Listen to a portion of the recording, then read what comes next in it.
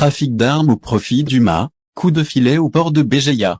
La section nationale de lutte antiterroriste et contre le crime transfrontalier, relevant du parquet de Sidi Mamed, vient de placer 21 personnes sous mandat de dépôt et a lancé un mandat d'arrêt international à l'encontre de 12 autres individus concernés par l'enquête liée à l'introduction d'armes et de munitions au port de Béjaïa au début du mois en cours, a annoncé ce mercredi le procureur de la République dans un point de presse.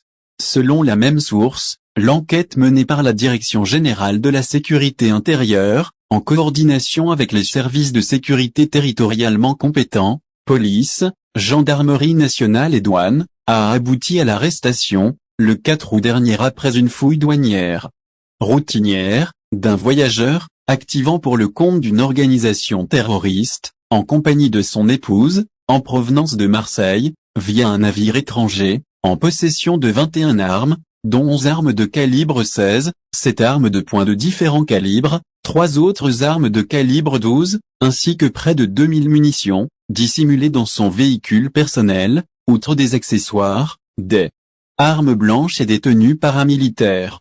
La perquisition menée par la Direction générale de la sécurité intérieure au domicile du principal mis en cause a permis la découverte d'un fusil de type MPFM 27 Baïkal de calibre 12 ainsi que de plusieurs armes. Pis encore, les enquêteurs ont découvert une cache d'armes dans la wilaya de Béjaïa, alors que l'exploitation des données électroniques du MI en cause a abouti à la découverte de publications subversives sur les réseaux sociaux. Ce dernier était en contact permanent avec des responsables d'une organisation, classée par la loi algérienne comme étant une organisation terroriste. Les aveux a permis aux enquêteurs d'établir que cet arsenal a été acquis auprès d'un individu, un contrebandier, établi à l'étranger et qui était en liaison directe et permanente avec 2 individus, en l'occurrence, affiliés à une organisation terroriste. Selon le procureur de la République relevant du parquet de Sidi Mamed, il a été établi que ces individus activaient pour le compte de l'organisation terroriste, à savoir le Mouvement pour l'autonomie de la Kabylie, MA. Lors de l'instruction judiciaire, le mis en cause a avoué que ces actes étaient planifiés et a avoué avoir reçu des directives de la part du président du MA et d'autres individus affiliés à cette organisation. Le procureur de la République relevant du parquet de Sidi Mamed a également révélé que cet acte a bénéficié de financement de la part d'organisations terroristes établies à l'étranger dans le but de perpétrer des actes terroristes sur le sol algérien. Suite à quoi, les enquêteurs tombent sur 2 autres fusils de calibre 12 et 5,5 mm. Les perquisitions de domicile des autres mis en cause ont démontré que ces derniers étaient en contact avec les personnes suspectées d'avoir perpétré cet acte. L'enquête poussée a permis de découvrir une cache d'armes dans les environs de la ville de Béjaïa et un atelier chargé de réceptionner et de répartir les armes via des canaux illégaux au profit des membres affiliés à la même organisation terroriste. Là aussi, les enquêteurs ont découvert des armes, dont des fusils et des armes de poing, outre des munitions et des appareils sensibles. Du coup, précise le procureur de la République relevant du parquet de Sidi Mamed, l'affaire a été confiée le 7 août dernier, conformément à la loi, à la Section nationale de lutte antiterroriste et contre le crime transfrontalier. Le 13 août dernier, les 21 mises en cause ont été présentés devant cette section, alors que les 12 autres sont en état de fuite, dont 2 n'ont encore été identifiés, sont activement recherchés.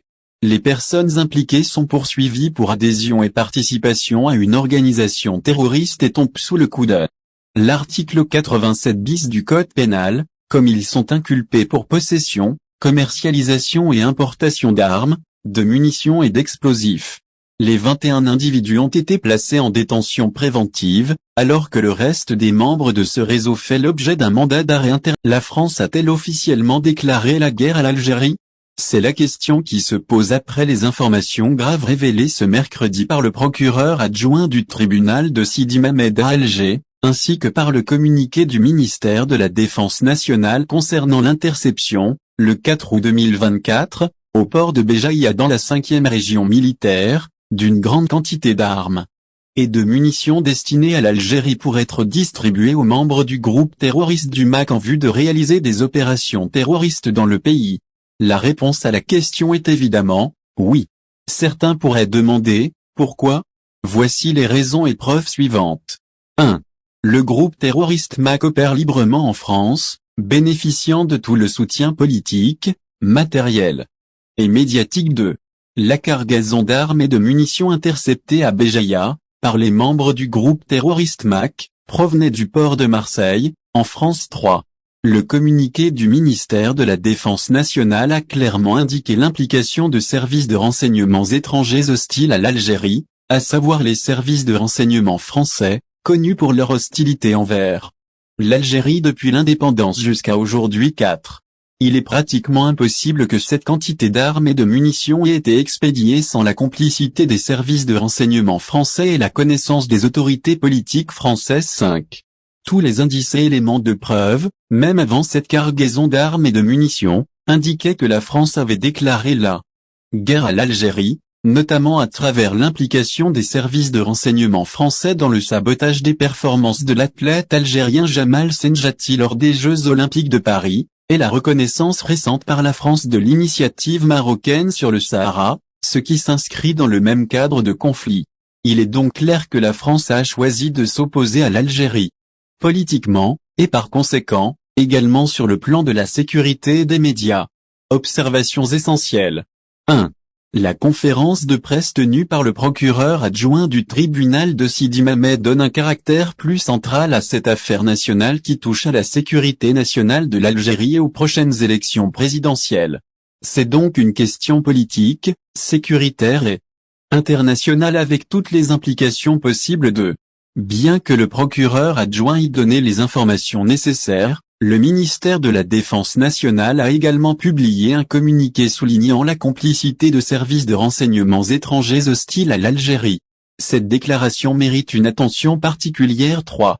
La conférence de presse et le communiqué du ministère de la Défense sont survenus 10 jours après l'arrestation des principaux accusés, suivis des 19 membres du réseau terroriste censés recevoir les armes et les munitions pour mener leurs opérations terroristes, ce qui souligne la confidentialité et le professionnalisme élevé des services de sécurité qui ont géré ce dossier sensible.